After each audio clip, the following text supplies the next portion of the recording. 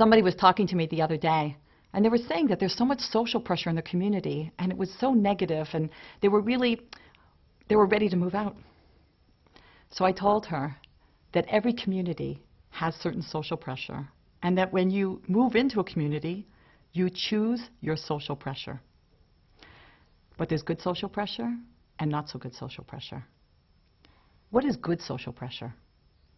We chose a community where the social pressure is to get married, to work at your marriage, and to stay married. There's also a social pressure to be a good person, to be kind, to be giving, to be helpful. There's a social pressure not to gossip. In my community, if I would say, oh, I've got some great gossip for you, I would be a social pariah.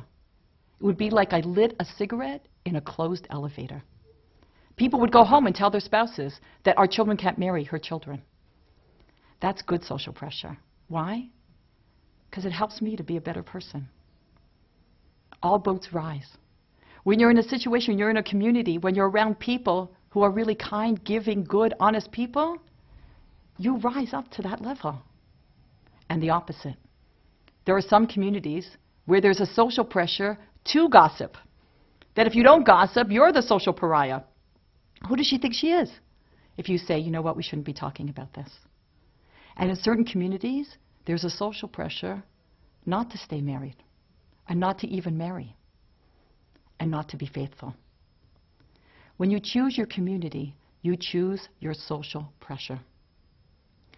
There's going to be certain things in every community that's whatever, it's a little shtick, or it's something that you don't really relate to. There's certain things that we're going to do in our communities that we're going to do just to get along, just for shalom, just for peace. Know you're doing it for that reason. Know that this is what I'm doing just to get along with people. It's just not worth standing up for. There are going to be certain things that are worth standing up for. That there's mistakes and there are things that are hurting people, you're going to take a stand. You have your good social pressure. You have the things you're going to go along with just for peace. And there's certain things you're going to take a stand for. Choose wisely. And choose a community that has the social pressure that you want to strive for and that you need. I'm Lori, Almost Live.